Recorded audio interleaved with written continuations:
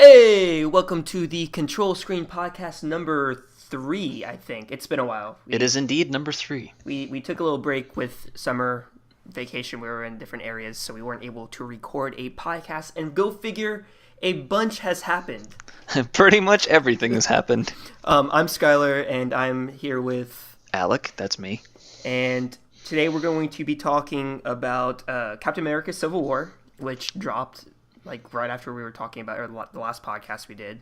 Mm-hmm. We're going to talk about Call of Duty and its death and the rise, or not the rise, but just the continuation of Battlefield. Right. And then if we have time, we might talk a little bit about the Harley Quinn movie. I don't know much about it besides just the announcement. Yeah, it's not really going to be like talking about the movie, more just about like I don't know how to describe it, like the universe, I guess, that they're trying to set up. Right. So jumping right into Captain America, what did you think of the movie? I thoroughly enjoyed it. It's kind of, I was telling you in our chat, it's kind of funny how Captain America isn't really one of my favorite characters, but it's consistently my favorite movie series. Yeah. So like Winter Soldier and now Civil War. So it's kind of funny in that way that, you know, it's like I don't really give a shit about Captain America, but for whatever reason, those movies are really well made, or at least they're well done. Yeah. Well, that's good that you felt that way about it. You had a little hype problem, I have a feeling. I did, but then I took a step back and I didn't think about it for about a week, and then I started thinking about it regularly.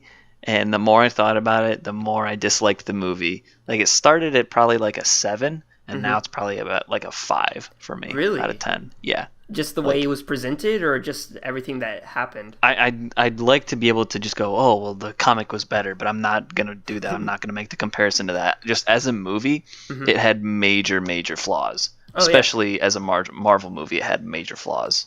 Go ahead and let's go down those, because I mean... I don't really... Maybe I just wasn't paying attention to that, but I can't think of... Well, maybe some, but there's, like... The only flaw that I can really think of is that in the movie, like, you're presented this side, like, okay, you're with Team Cap or you're Team Tony Stark or Team Iron Man. And, you know, looking at both sides objectively, like, both sides are correct in their own right. Like, no side is overwhelmingly wrong. But I felt like this movie was just like ultimately Team Cap, which makes sense because it's a Captain America movie. But it completely shed off any like Team Tony or Team Iron Man. How, like, from his point of view, from his perspective, he really wasn't wrong in what he was thinking the entire movie.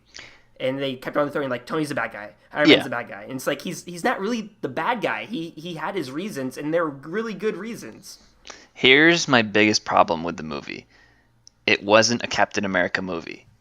And it was not an Avengers movie. It was an Iron Man movie. It could have been called Iron Man 4, The Winter Soldier, or it could have been called Captain America Runs After People, the movie. Because almost the entire movie, the plot just revolved around people running after each other. And I know that sounds really simplistic, but if you break down a majority of the action scenes, Captain America is just running after people. Yeah, the big portion of that was him chasing... And if you were to break down the screen time, I'd be willing to bet that Iron Man and Winter Soldier had as much time in the movie as Captain America did. Like, it was not his movie. They just slapped that title on there.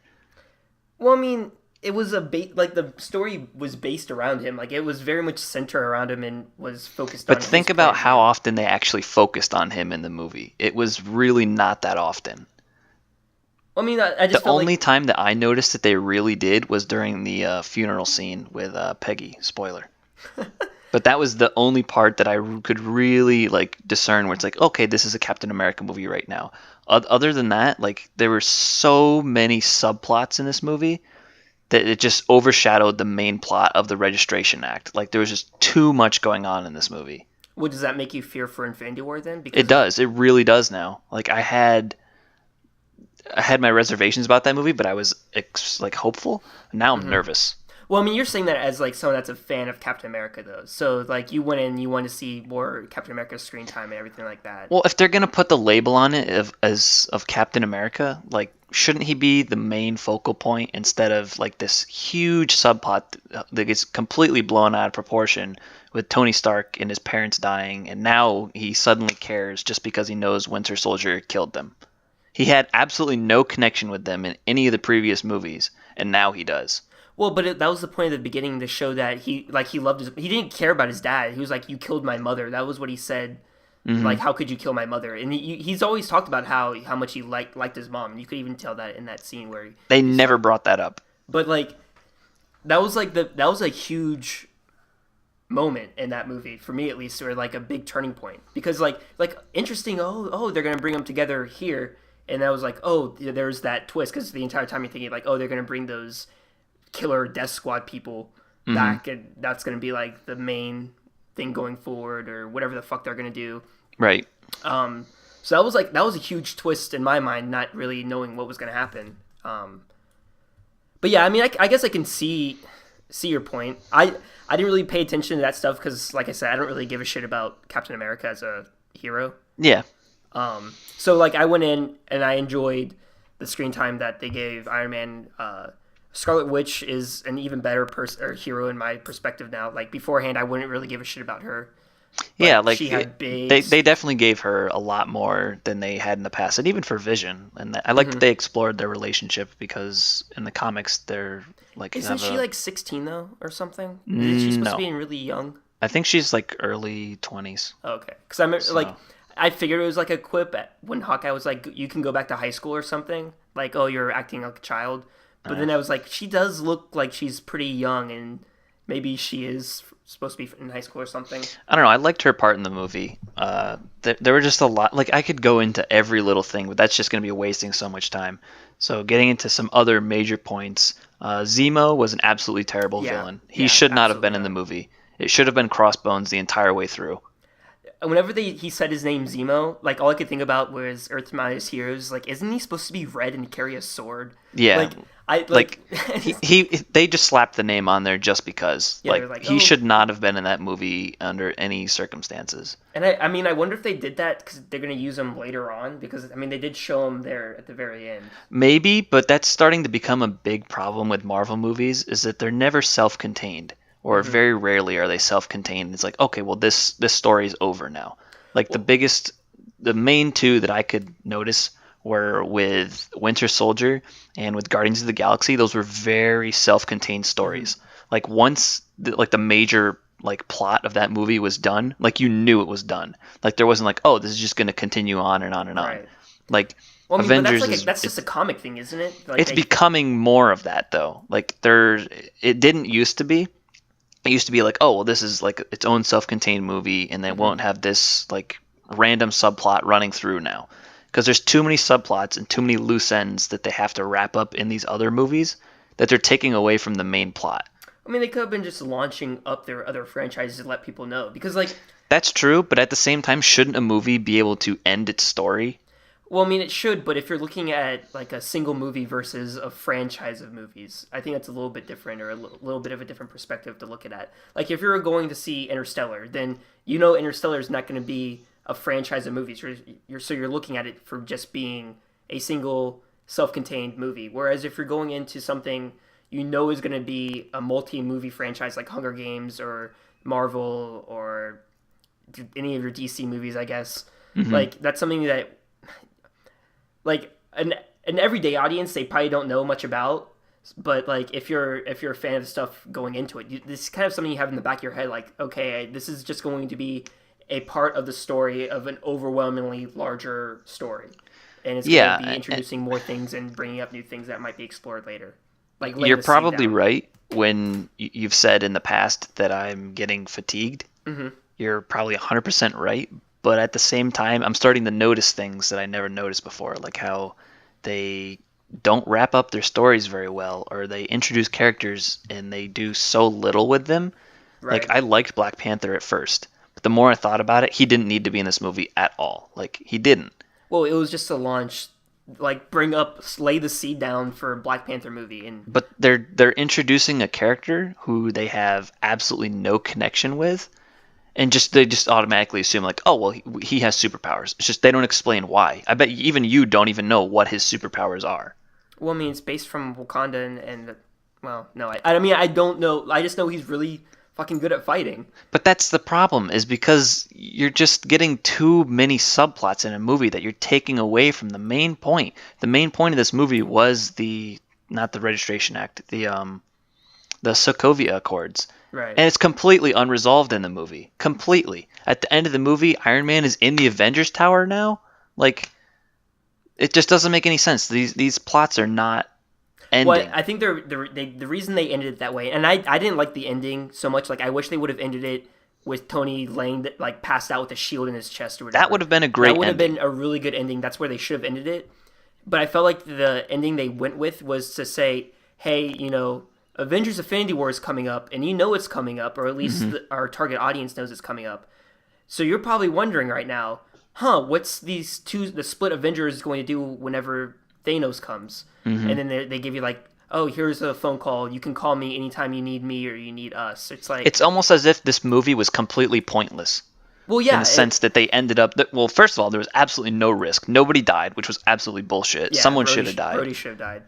Rhodey should have died, or Winter Soldier should have died. One of the two should have died. I'm telling you right now, Rhodey should have died because both times when I've seen the movie 3 times now. So I saw it once by myself, and then once with my cousin when I was on vacation, and then once with my family. And when I saw it with my family and when I saw it with my cousin, both times when Rhodey was shot out of the air, I could hear a verbal gasp and like fear as he was falling towards the ground, and like you could see them like shaking, and like my cousin was like, "Oh my god, they didn't kill him, did they?" Like they thought that was going to happen, and that would have been such a great moment for like fueling more of Tony's rage and stuff like that. Even though it was kind of Vision's fault, but the interesting thing that I noticed when I was watching it with my parents, because like they kind of watch Marvel movies, like they see them every once in a while. But they didn't see Age of Ultron, I think. So they were constantly asking, like, who's that?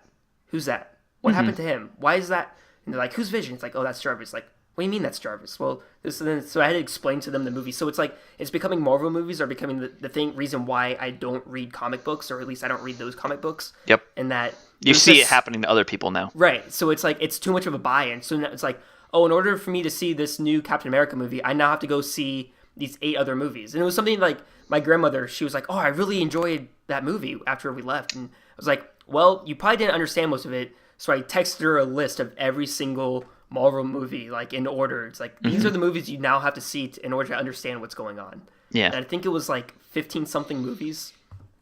So it's getting to that point that I'm worried about. Yeah. It's honestly, it needs to end after Infinity War. Like we've been talking about, like, oh, where do they go after that?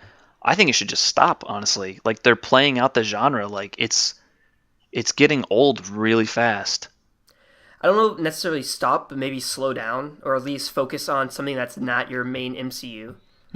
So, like, I mean, go continue, like, Guardians of the Galaxy or something like that, and go elsewhere with it. Or, like, I mean, I don't know. I don't pretend to know all the Marvel characters, but maybe not focus so much on...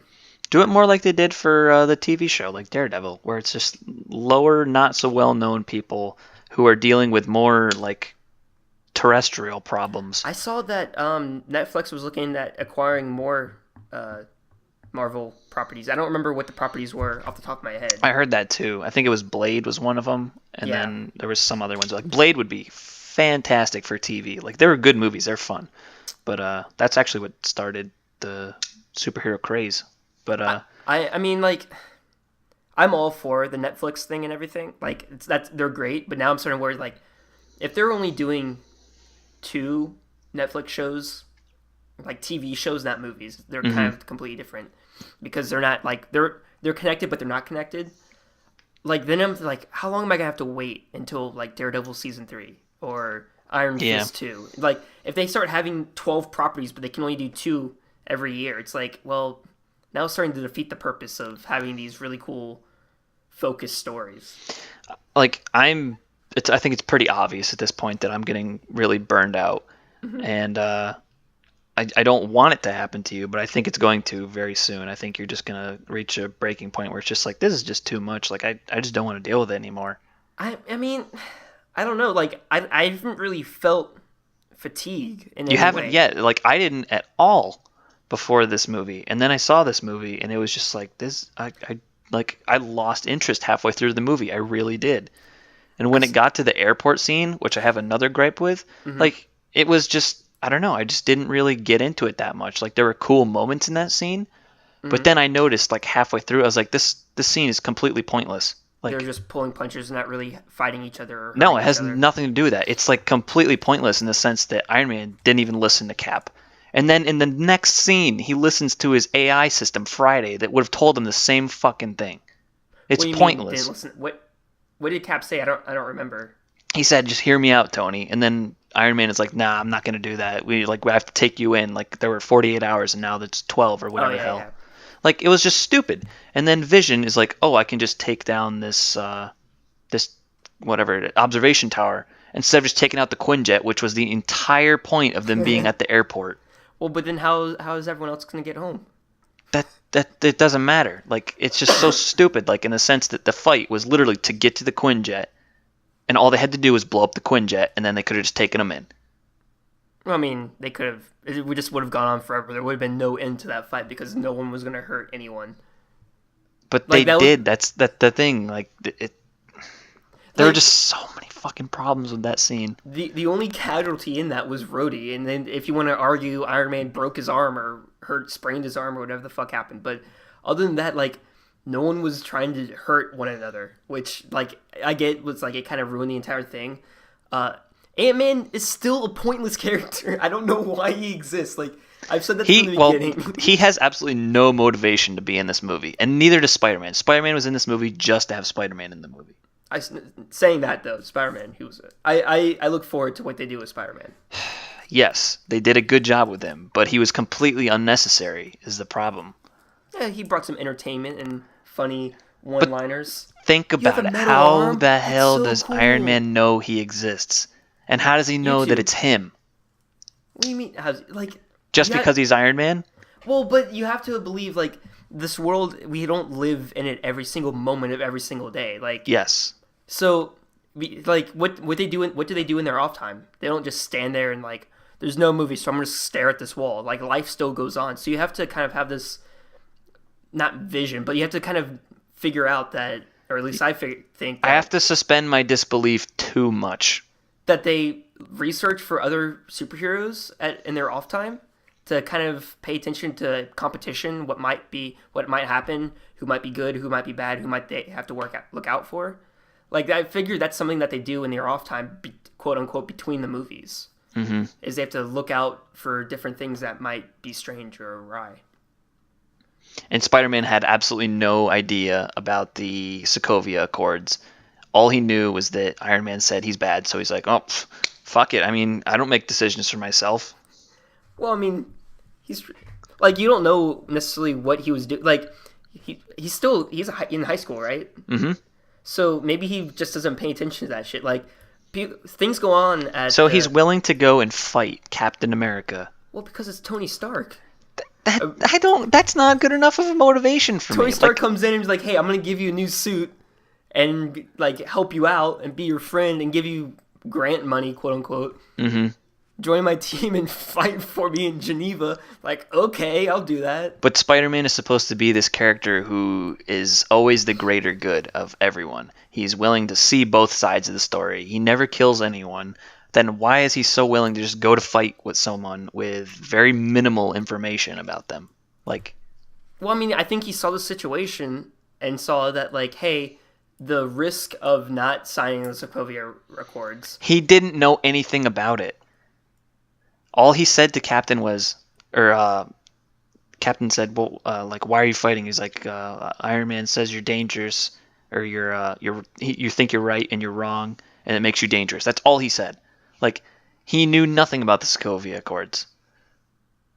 Well, I mean, There's just too many plot holes. I didn't see that as a plot hole. I mean, I guess it is, but like when he said that, it was just like, oh, this is kind of just a funny, not funny, but like just something that he said as a motivator. Like, if you're looking at this movie saying there's definitely one side that's right or one side that's wrong, that's the wrong way to look at this No, movie. that's not what I'm saying. Like, they both had equal. I agree with what you said earlier, that like they both gave them equal like representation and saying like, oh, this side is right, but this side is right too. So I mean, pick your side. But then, oh, here's this other random subplot that just completely pulls away from that point. So don't think about it too much. When Iron Man says you think you're right and that makes you dangerous, you know, like Spider-Man's not doing, like, his whole job is to wrap people up or keep people down. Like, he wasn't supposed to, he's not there to do any harm. He's just there to essentially just hold people down so they can arrest them, I guess. Like, so, like, whenever he's like, we need you to fight, I took it as, we need you to hold people down, because that was the whole plan. Like, I told you what to do, just keep them down. And then he immediately goes and betrays that. He throws an airport sign at Bucky. Like, just all this stuff. Like, there's just so many fucking plot holes. Well, I mean, they're super. You can defend it till the cows come home, but you have to at least recognize that there were major issues with this movie. I don't see them as issues, but sure. Like, I can see what your problem is in that. I was expecting a lot better. I really was. Like, there were good moments in the movie. Don't get me wrong. There were some really good moments, and then there were some really bad moments. I think they should have focused a lot more on Bucky and his Russia part. The Bucky and the Russian portion of it was very interesting because, like, we didn't know what was going to happen. Mm-hmm. We're just going into this place that's completely alien because we've never been there in the Marvel Universe before. And Right. even when Zemo was, like, torturing the one guy who was from Hydra, like, it was pointless, but at least it was entertaining because you didn't know what was going to happen. Well, I mean, I think it was showing, like, this whole movie would have been avoided if that guy would have just told him what would happen. Like, if he would have just given him the mission report or whatever the fuck he was saying, like, this movie would never have occurred. Yeah. So and then Zemo just knows everything. Like, he just knows, oh, well, I'll just go here, and, oh, Iron Man he'll just show up. Well, Iron Man always shows up. He's a good guy. He's always there for you. Always looking out for the little man. I enjoyed it the first time I watched it. It went downhill, and now I'm really nervous. Let's just leave it at that. Well, it's good that you're nervous, because then your expectations are low. That's always when the good movies come out. That's potentially true. I don't think I can say the same about Call of Duty, though. Oh. Do we have Expectations were high, and then they just shit the bed. Expectations were medium to low at best. Yeah. Sad thing, I had high hopes. The worst thing about that trailer, the absolute We're talking worst about the thing, Call of Duty Infinite the Call of Duty War trailer, if you didn't already know. I can see the good game in there. I can see it. But every time I see the chappy looking motherfucker show up, I just want to rip my jugular out. Like, I fucking hate whenever they do that. It's like, ugh, you have everything there you need. It's perfect. Well, let's just break down what we don't like about that trailer, which is pretty much everything. I disliked second 0, or actually, I think I made it to second 5 before the first robot showed its face. I was like, well, fuck this game. Yep. As soon as that happened, I was like, well, R.I.P. I don't know. It just seemed like it was very rushed. Well, I think they were looking at the train, and so, like, the first joke that came to mind whenever I saw that trailer and they went up into space and all that, I laughed. I was like, haha, Call of Duty has space battles and Battlefront doesn't. That was the very first thing that came to my mind. Yeah, that's true. But that's campaign. Right. So, well, we don't necessarily know that yet. Maybe. Let's be honest, though. Yeah, it's probably just campaign. But, like, I don't like the futuristic direction they've gone. They've gone too far. Like, it was bearable in Black Ops 2, because at least you were still boots on the ground. Mm-hmm. But even then, it was like, okay, this is getting too far. So that's why I didn't really play the campaign. I just played multiplayer. And there were moments in there where it's just like, this is fucking ludicrous. Mm-hmm. But at least there was no exo jumping. There wasn't, like, you're not as much of a superhero in that game. Like, you can't do all the crazy shit you can do now, where you can just do these tactical slides and shit and run off walls. And that's the part that loses me whenever you start doing, like, oh, now I can strafe jump left or right or behind me. Yeah, to get that's out of the fire. bullshit. It's like, oh, I can just use this That's not get why out I of jail play free card it's just like- to get out of this firefight. Yeah, that's not why I play Call of Duty. It's like I play Call of Duty for fast-paced, And to get angry. head-on-head gameplay and to get angry. Like, so like when we just watched the trailer again, there are parts where it's like, okay, this doesn't look half bad. Like the guns don't look too outlandish. They kind of look like submachine guns. Kind of, yeah. So I mean, like, there's no like laser pulse rifle or Not something yet. that like runs on batteries or whatever the fuck those guns did. Wasn't that in Advanced Warfare? I think so. It's fucking stupid. I think all we saw were double jumps. I don't think we saw any like strafe jumps or anything like that. No. They didn't show any wall running. I mean, technically, we didn't even see like the character we play as doing it, but we all know it's gonna happen. Well, and that's like we know versus like we don't know, but we have a feeling that they're probably gonna do it. Well, if everyone else is doing it, why wouldn't they give us that ability? That's the problem. Well, because maybe they heard us and said, "Oh, maybe they don't want this," from Black yeah. Ops 3.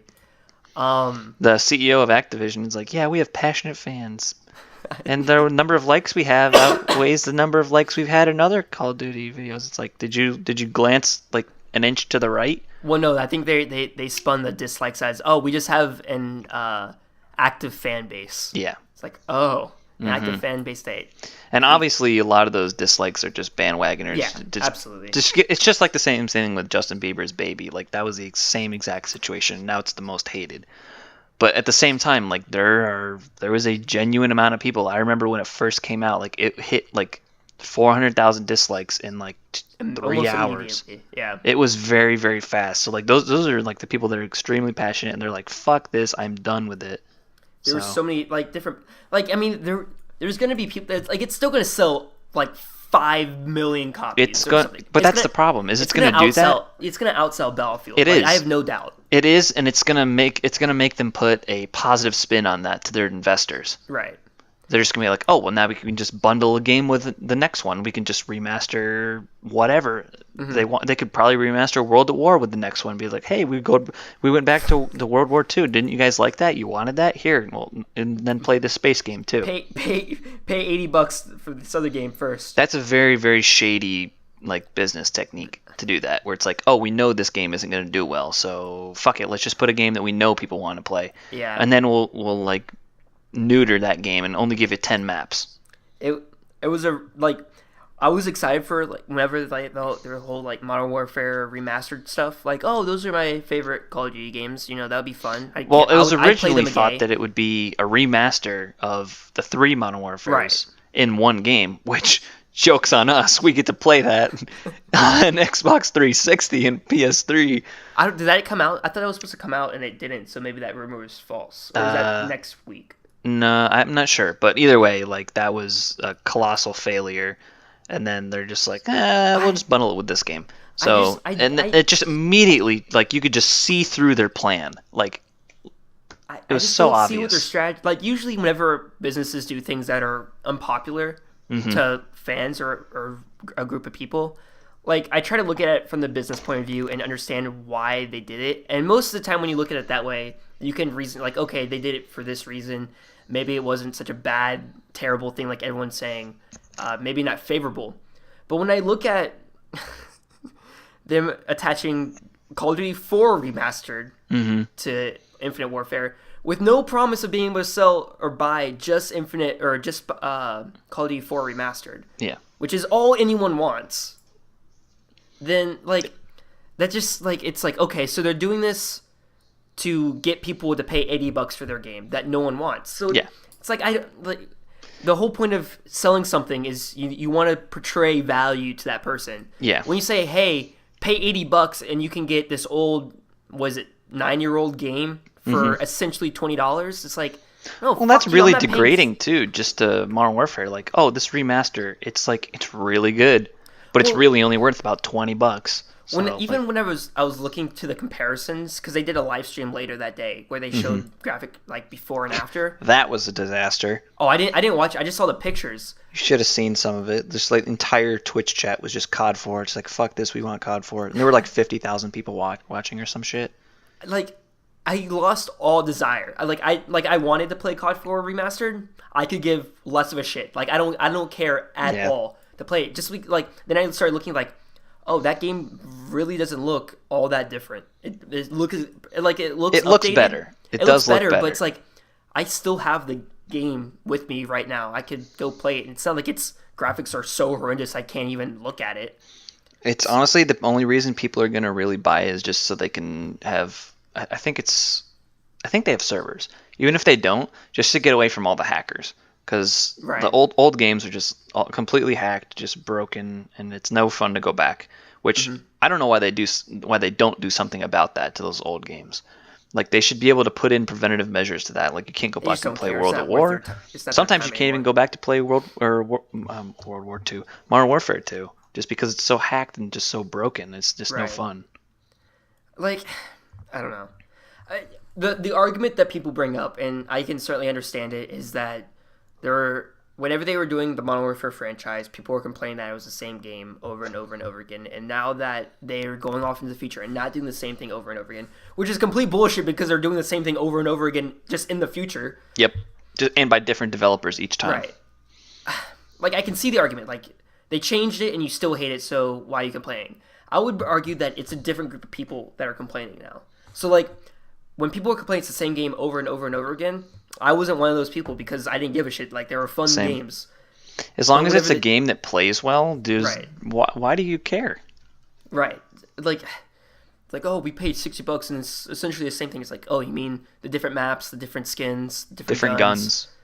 It's like the different perks. Like, yeah, it's totally the same game. Yep. It may run on the same, like, Unreal Engine. That doesn't make it the same game.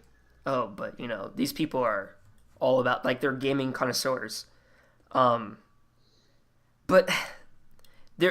I just don't understand what's taking so long for them to notice, like, hey, people don't really like or are very vocal about not liking this aspect of our games. They don't care. But they must. They really don't. You want to know why? Because supply drops. Supply drops in Black Ops 3, and I think they existed at the very end of Advanced Warfare's lifetime. Like, those generate so much revenue because they use the exact same model as the Counter-Strike thing, where with their cases, which, again, I think is utter bullshit. Like, that shouldn't be a thing. Right. Like, you should be able to just buy the skin you want for a price, not gamble, and the statistical odds are so much worse for supply drops. But it doesn't matter because people still buy them. You can't sell the skins for real money back. No. With the supply drops. Like, there's so many problems with it, but it's generating so much revenue that it doesn't even matter to the investors, or not even just to the investors, to the people that are just like in the company. Like, they're seeing like a significant amount of money that they normally wouldn't because they have this bullshit system that people are buying into, which people shouldn't buy into, but they're stupid. And they just say, I can get it. I have a chance to get it. Or it's like, let's go use daddy's credit card to go see if I can get the skin I want or the gun I want. Like, they have guns in that game that are like, you can't get them unless you get it out of the supply drop. And they're better. It's stupid. That's bullshit. If you can pay money to get better stuff, it's pay to win. That's bullshit. And I know that's like a buzzword, and it's like triggers people. Oh, pay to win, pay to win. Well, that's literally what pay to win is. Right. And they're supporting that significantly. That's never a good, like, I don't like any for the most part, because that's usually employed on mobile games, which whatever, if you want to pay to win on mobile, what do you fucking do? But for whatever reason, mobile gaming is leaking into PC and console gaming. Because they can generate a lot of revenue that way because people are dumb. Well, I don't know if it's necessarily dumb. It's just like they have money to spend and they're willing to spend it. That doesn't make the person dumb for wanting to spend their money how they want to spend it. It just kind of sucks that it ruins the experience for other people that don't want to use their money that way. It just seems like the people are just like, oh, well, it's a video game. It's not real money, so they just keep spending and spending and spending, and then they get hit with a bill, and it's like, oh, maybe I should stop. I mean, I'm assuming that most people doing this are pretty responsible with money. Like, I I'd like to imagine think so, but it's very who hard budgets for for. mobile games? I'm sure there are a large subsection of people that do. Mobile gaming continues to grow. Like I can't even remember. There was some mobile gaming company that I think it was King or whatever. Yeah, with Candy Crush, made Oh something yeah, like $4 billion on one game. It's like that's It's like it's a free game. yeah. So like there's something there, and I think it's like triggers something in their mind where, oh, if I just pay $1 is not that much, but I can get this, and it's that incremental, and it's something that like they even taught us in marketing, like the mind of the consumer. It's like if you can convince them that something is worth like a good deal, then they're gonna buy it even if they need it or if they need it or not. So Yeah. like if you can say, oh, if you buy this, you get this later on, and this is gonna be worth a lot to you. It might help you out in this game and give you an advantage. It's like, oh, but it's only $3. I could give $3, and then they just continually do that over and over and over again. And sooner or later, it's like this giant snowball, and Activision sitting in their chairs, rolling in money, like laughing with their white cats maniacally. Yeah. And it's like a trailer like this and then games like this, they draw comparisons to others that are in the same genre, like the first person shooter genre. So Battlefield, I think it was like the next week, or maybe it was the same week at the end of that week, released their trailer for Battlefield 1. And it's almost unfair to compare the two. Well, to be fair, I think Infinite Warfare was in game, and I think the Battlefield 1 was a CGI trailer. I don't think it was an in game trailer. Uh, Because if you go back I'm not and going to look, quote you on that, but let's just assume that it is. well, I mean, there probably might be some in game stuff, but based on how the trailer looked, it looked not like it was running on any Xbox or PlayStation 4. Well, it probably runs on PC. Well, but you know, I don't like. I just got the feeling that it wasn't an in-game trailer, but I don't think I read anywhere whether it was or not. So Okay. Well, that was just something. irregardless, Battlefield has always had better graphics than Call of Duty. Always. Okay, So, I'll swallow that pride. so just in terms of what the community wants, like they want boots on the ground, and that's becoming a very trigger happy word for people because as soon as they hear that, they just get into a flurry, and it's like, oh, I want that or I don't want that. But that trailer arrived at the right time. Yeah, I would agree with that. So you get this Call of Duty one that gets massive dislikes, still has dislike. I think it's like 2.5 mil or something right now, which is a lot I think of. it's I think it's the second most. I think it's behind Baby. People are in the comment section are like, go undislike Baby so Call of Duty can be the most disliked trailer. That may happen. Who knows? But Battlefield's trailer was really good. It was really good. They showed you the setting that it is, where it's World War One, which is really pretty unexplored in terms of like video games. I feel like There's a few that I've heard of. I haven't played any myself.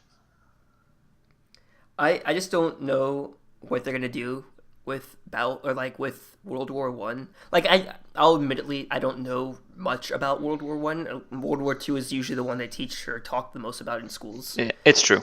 But the impression I get from World War One is that it was a war fought by people sitting in essentially ditches for days.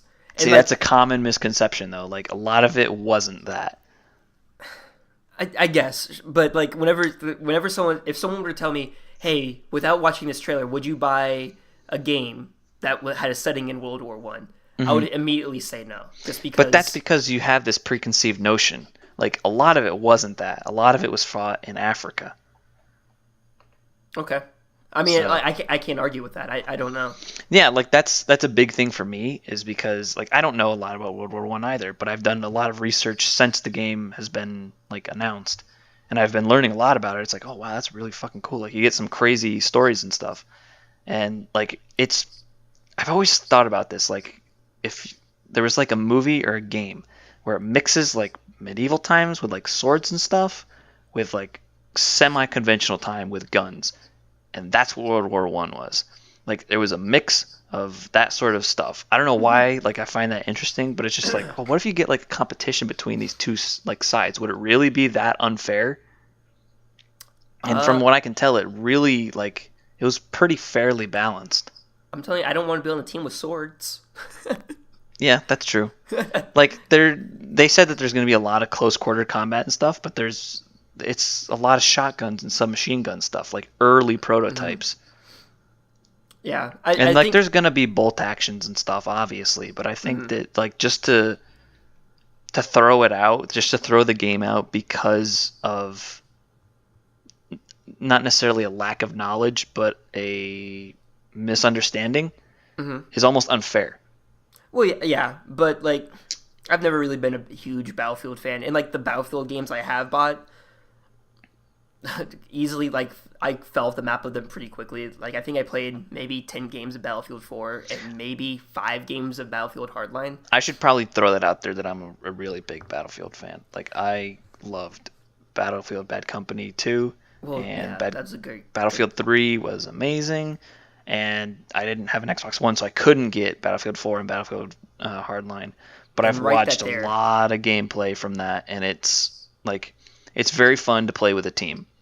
And that might be the reason why I just wasn't having fun with Hardline. Is like I played Battlefield how I would play Call of Duty. Yeah. And like I understand that they're completely different animals. Like it would be a bad idea to play Battlefield like Call of Duty, but I just can't help myself because it's poisoned my brain. I think it I wouldn't. must rush spawn. I think it wouldn't though if you played with a team.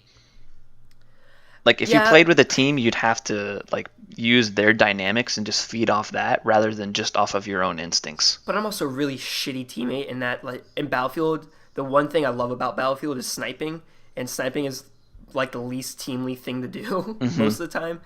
So it's like, I really want to snipe out in the corner over there and maybe get 2 kills all game, but Yeah. it's really boring. And I think that could easily change.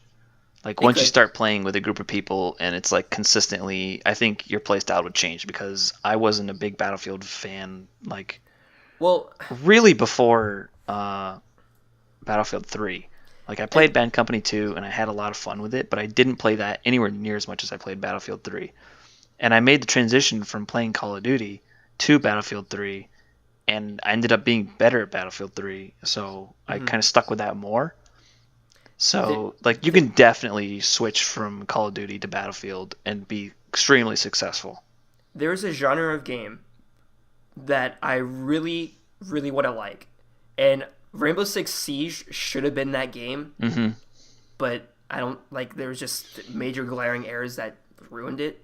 But I really love and I want to play a really good tactical shooter, and that like it's a team based, but you're kind of like with SWAT when you watch those SWAT TV shows, like clear left, clear right, go With upstairs, Samuel L. clear. Jackson?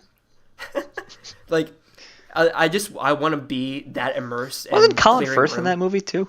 I have no clue. I never saw that movie. It's a bad movie. Don't watch it. I really want to have that experience with a game, which is why I thought I was gonna like Siege. Even like I don't even remember why I don't like Siege anymore. I think of the multiplayer is just blue cock. Oh, shit. Jeremy Renner was in that movie. Sorry. I really look forward to Wildlands. It won't be the best game ever. I wouldn't that some expectations too high. And then maybe Battlefield, because I've always heard Battlefield's a very like maybe it's not a lot of tactical, but you can play it that way if you want to. It's not necessarily tactical, but it's a lot about, like, teamwork and, like, mostly just positioning in that game. Right. So I think you'll have a lot of fun with that game once we play with other people. I hope. I just don't know who else will pick it up. Well, I mean, you could just squad up with other people too, and like it's a game where like it's pretty easy to make friends with people. Like once you find someone who's like a similar. Yeah, I usually just don't talk to strangers on the internet. Yeah. It's like the same thing with Division. Like I'm sure Division would be a ton of fun if I actually communicated with other players. Yeah. But because I don't, it's like I'm just playing this multiplayer game by myself. It's like this is really fucking boring. Yeah. We'll have to change that. Have to do something about that. Maybe, hopefully. I mean, like, I just have this feeling that over time, gaming is getting stale to me. Or like I'm starting to get burnt out or bored on just playing video games in general, and I just don't know what to do about it because like it's something I enjoyed. Like I really want to do. But it's like every time I sit down and play, it's like this is boring. I don't want to do this, or I don't want to play this, or. I think it's because you haven't found a game recently that you really like. Well, but that's the problem. No games are coming out that I really like. It's just like you may find one that you like while playing it. Like Battlefield may be that game for you, or Wildlands may be that game for you. Because like it was almost the same thing back. I don't even remember how long ago it was, but I think it was probably during Modern Warfare 2. Like Call of Duty 4, Modern Warfare 2. Those are the only games I ever played, and it's like I wake up, play Call of Duty, go to sleep, wake up, play Call of Duty. And then I had a friend or a neighbor. He's like, hey, you want to play Ratchet and Clank? I was like, fuck you, no. I want to play Call of Duty. And he's like, no, you're going to play Ratchet and Clank. And just like it broadened my horizon to where now I was going back and playing like these old games that I missed. Yeah. I was having a lot of fun, and now I'm caught up and just like, all that's left is Call of Duty. And I really don't want to play Call of Duty. Yeah. So you're saying that like you missed a lot from playing Call of Duty. I don't want to just throw Call of Duty under the bus, but it is the one game you played. Right. So you missed a lot, and now you've made up for that, and now you feel like there's nothing else. Correct. Like I that's guess good then. That's in a way that's a good thing. It might be the feeling that I binged so many like of these great games from the past, and like these franchises. Like I never would have tried Assassin's Creed. I bought into Assassin's Creed. I binge played all the Assassin's Creed games, and it's like, oh, I played the first Borderlands. I really like Borderlands. I binge played all the Borderlands. So like all these like I binged all these great titles, and now it's like, well, I'm bored now. Yeah, I think you need to find another game like another Call of Duty game you can just sink your teeth into, really, and just get like really into it and just play almost like religiously like you did before. I think that'd be sounds stupid, but I think that's like the best thing that can happen. I don't like that's my problem with multiplayer games now, is that if you buy into this multiplayer game, it's going to be the only game you play forever, because there's just you have to for at least like a year. Well, it's like the way I play games is I have to get everything. I have to max everything because I'm this irrational completist in some things, and my brain just can't handle not completing something. Yeah. So whenever you hand me Call of Duty, it's like, oh, you could just play anytime you want. It's like, you don't understand. I have to get to 10 prestige in this game. Like, it's a religious thing where my hands shake if I'm not. Like, it bothers me to no end that I'm not max prestige in Modern Warfare 3. Yeah. I can easily see how that would be a problem. And it bothers me to no end. Yeah. Like, there's a lot that's going to be talked about at E3 this year, and a lot that's been heavily rumored in terms of just not just old games being repurposed, kind of, but just new games or continuations of a franchise like Resident Evil 7. I'm so fucking excited about that game. But I know nothing about it right now. So that's a big problem with it. So, well, no, that might be a good thing, not knowing anything about it. Like, if you're excited for it, like, I would watch the announcement and then just go dark on it. Yeah, that's what I'm going to do. Like, because I need to stop getting myself so hyped for things, because that's a big problem. Just say the mantra. But, yeah, like, that's a big game, and then there's been talks. That's all I've heard. I haven't heard that many rumors, really, that they're going to be doing another Dead Space game, which would be amazing. So, like, there's these games that I really want to play, and, like, I'm sort of getting back into the whole major gaming thing, which is nice because I've been out of it for so long, and I think you've been into it for too long, honestly. Right. And, like, I need a break. What am I going to do on my break? I have zero life. Well, that's the thing. I think you need a break from playing too many games. I think you need to find a game that you can just sink your teeth into. Okay. Maybe. Well, that's what I thought The Division was going to be, and that turned out to be a colossal failure. Shout out to Ubisoft. I don't think it's Ubisoft's fault. I blame Massive. I don't even know who the fuck Massive is, but they're the developers, so fuck you, Massive. Yeah. You heard me. Well, before we go, we may as well just bring up the Harley Quinn movie real quick. Right. I don't think there's any potential in that movie. I really don't. Really? I really like, what's her name? That has nothing to do with it. Like, it's all about the character. I don't think there's enough there to work with. Well, I think the title that I saw, or the headline was like they were gonna do like an all female cat. Like, oh my god, it's the Ghostbusters of DC, but like an all female villain. Like, and I'd be okay with that. I'd be okay with that, but I just don't think it's gonna be good. Like, she works the best within the Batman universe. Like, she really does. That's when she gets like the most interesting. And it's not just because, like, oh, she's a female character. That has nothing to do with it. It's like her character works well with other characters that are in that same universe. Right. Not just like, oh, it's an all-female. Or it's like, oh, it's all villains. They work better when there's the whole dynamic going, especially between her and the Joker, obviously. Right. So it could be very good. And Margot Robbie is an amazing actress. Like, she did so good in Wolf of Wall Street. And I'm sure she's going to do great in Suicide Squad. And she actually had a parody of American Psycho. Mm-hmm. I think it was like 2 days ago that came out. Watch that. It's amazing. It's really funny if you've seen American Psycho. Mm-hmm. No. It's on my list, but no. You better get on that and start working on it. That's what you can do with your downtime. You can work on your list. Yeah, it's like stop watching. I have this thing where I refuse to watch movies on Netflix, but I'll watch 3 hours of TV shows. You don't make any sense. It's like I don't want to put the time in to watch just one movie, but I'll just watch 4 episodes or 5 episodes of this TV show. Yeah. They're 20 minutes long. But it'll never happen, but I would love to see the Marvel heroes face off against the DC villains, just because I think Marvel has the best heroes but has terrible villains, and DC has terrible heroes except for Batman and amazing villains, and it's like there needs to be that. Yeah, it's never gonna happen. But you're right. It would never happen, but it would be so great. Yeah, it's so funny how like they're the complete opposite. Like they're lopsided one direction. Mm-hmm. Right. We can dream though. Maybe one day. Maybe someday when maybe Disney will buy the rights to DC. Man, I don't know about that. Warner Brothers is a lot of money. And Warner Brothers can suck a dick. All right, come on. They made Interstellar. Well, they can still suck a dick. They also did Batman vs Superman, so. All right, calm down. Disney did Captain America: Civil War. Ooh, shots fired. Still made more money than Batman vs Superman. I don't care. They both were not good. All right, well, we may as well end it there. Yeah, I can't think of anything else other than if you wanted to talk about the new Ghostbusters trailer at all.